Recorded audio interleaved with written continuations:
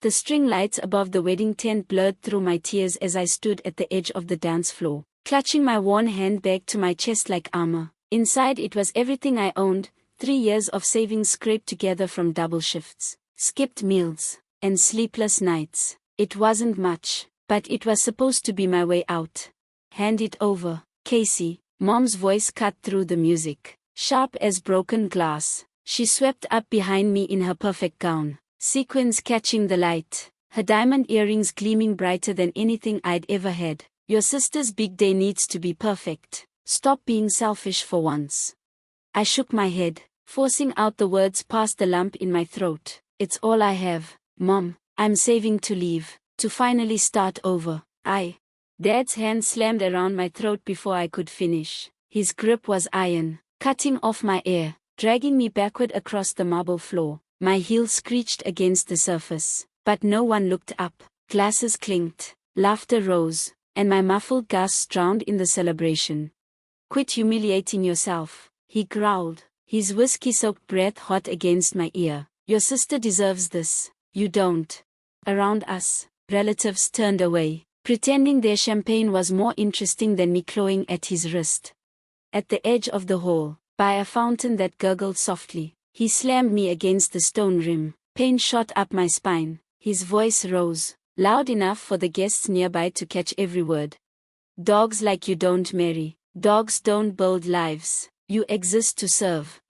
Gasps fluttered through the crowd, but no one stepped forward. I looked for a face, an ally, but found only Amelia, my sister, radiant in her gown, arm looped through her new husband's, watched me choke beneath Dad's grip, and she smiled.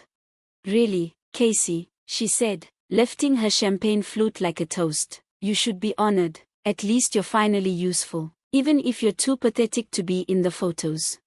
The burn in my throat kept me silent. I wanted to hurl the bag at her, to scream until the music stopped, but all I could do was shake. Mom joined her, slipping an arm through Amelia's like a queen with her air. Her voice rang out, cutting through the tent. Casey's always been jealous. She thinks she deserves a life, but God doesn't hand diamonds to strays. Laughter erupted, brittle and cruel, splintering inside me like shards of glass, and piece by piece, I felt myself vanish under it. Dad tore the bag from my grip with a savage jerk that wrenched my shoulder. The zipper ripped, and my savings, 3 years of exhaustion pressed into neat folds, spilled into his hand. He raised the bills high, grinning like a hero, as though theft could be twisted into generosity. Now the wedding can be perfect, he declared, his voice booming over the music. Heat climbed my neck, my pulse drumming louder than the violinist's melody. In the fountain's rippling water, I saw a stranger, red blotches streaking my face, mascara running in black rivers. Something fragile inside me gave way, not with a scream, not with a fight, but with silence, stillness, a storm curling inward, sharp and waiting. When I turned, the pastor by the garden arch was watching. His brow was drawn, his silence deliberate. As I passed, he slipped a folded card into my hand. For when you're ready, he whispered. I tucked it into my pocket and walked beneath the string lights, past the clinking glasses and hollow laughter. I didn't look back. They thought they'd stripped me bare, but tonight wasn't my ruin, it was the beginning. Outside, the air was cool, sharp. In the courtyard, beneath an old oak, I unfolded the card with trembling fingers.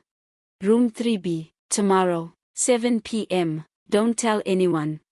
That was all. No name, no warning. The back was blank. My instinct was to crush it, to throw it into the dark, but I remembered the pastor's eyes. No pity, no condescension, just recognition. I closed my fist around the card. Through the church windows, Amelia's voice carried, dripping with sugar. Casey always acts like she's better than us. But look at her now, does she look better?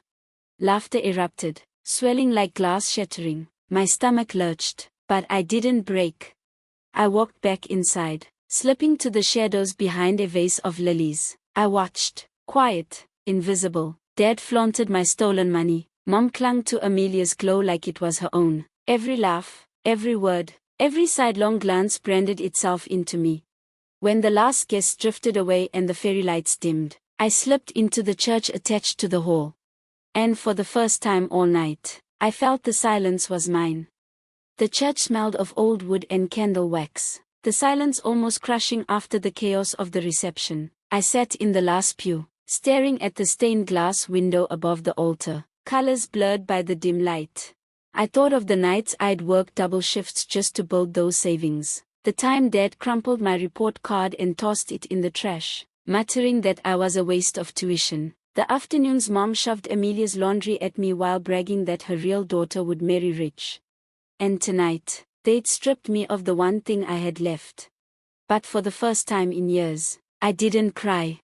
The next evening, I returned as the church bell struck 7. Room 3B was hidden down a narrow hallway. Before I could knock, the door creaked open. The pastor stood there, holding a thick brown envelope. "I've been waiting for this," he said quietly. "For you." I hesitated at the threshold. I don't understand." He gestured to a chair. "You will." Inside the envelope was a stack of notarized documents. My breath caught when I saw the name at the top, my grandfather's. "This church safeguarded his will," the pastor explained. "He trusted me to keep it away from your parents." My throat tightened. What does this have to do with me? He tapped a line near the bottom. My name stared back at me in bold print. My grandfather had left everything to me, not Amelia, not Mom, not Dad, me. The land, the house, even the orchard. The pastor said, "It's all yours." But he knew your parents. He knew they'd destroy it if they found out. I could barely breathe. "They don't know." "No," he said gravely, "and if you want my advice, keep it that way." I leaned back, dizzy, clutching the papers like they might vanish. 4 years I had been nothing in their eyes, a servant, a mistake, something less than human. Yet here it was, in black ink, proof that I had mattered, that someone had seen me, chosen me. I closed the folder with trembling hands, and in that moment, everything shifted. The humiliation, the stolen money, Amelia's smug smile. They thought they had broken me. But I wasn't broken. I had leverage.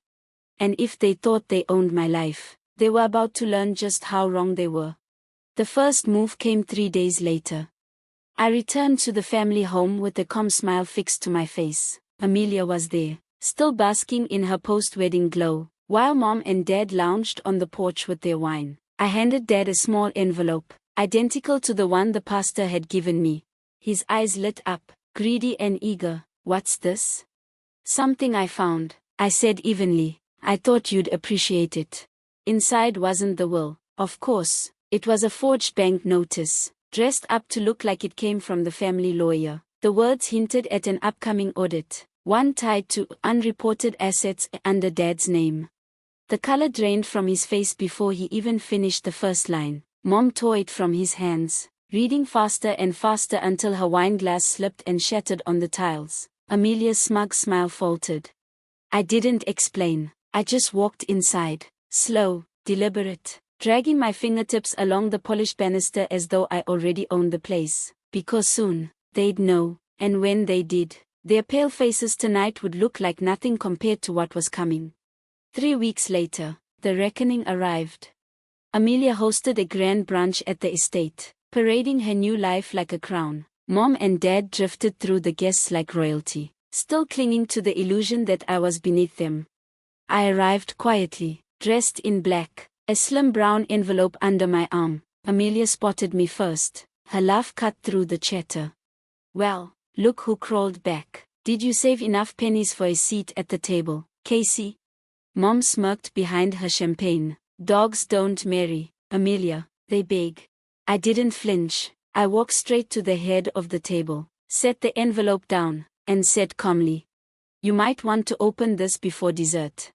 Dad sneered. "What game are you playing now? Trash." Still, his hands twitched as he tore the seal.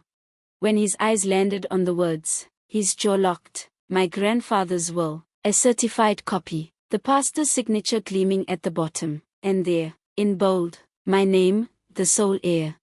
The room froze. Mom grabbed the papers with trembling fingers. No, this has to be a mistake." "It isn't," I said softly. "You spent years calling me nothing, Tonight you learn I'm everything you wished Amelia was. Even Amelia's practiced smile slipped away. I leaned forward, voice low, slicing through the silence. From this day forward, the land, the orchard, the house, it's mine. You don't own me anymore, and you never will again. Dad's lips quivered, but no words came. I lifted my glass of water, raised it slightly, and murmured, "Congratulations on the wedding, Amelia. Enjoy your husband's home, because this one isn't yours anymore." Then I turned and walked out, leaving them frozen around their table, their empire collapsing in their hands. For the first time in years, the weight was gone. I didn't just leave with dignity. I left with everything: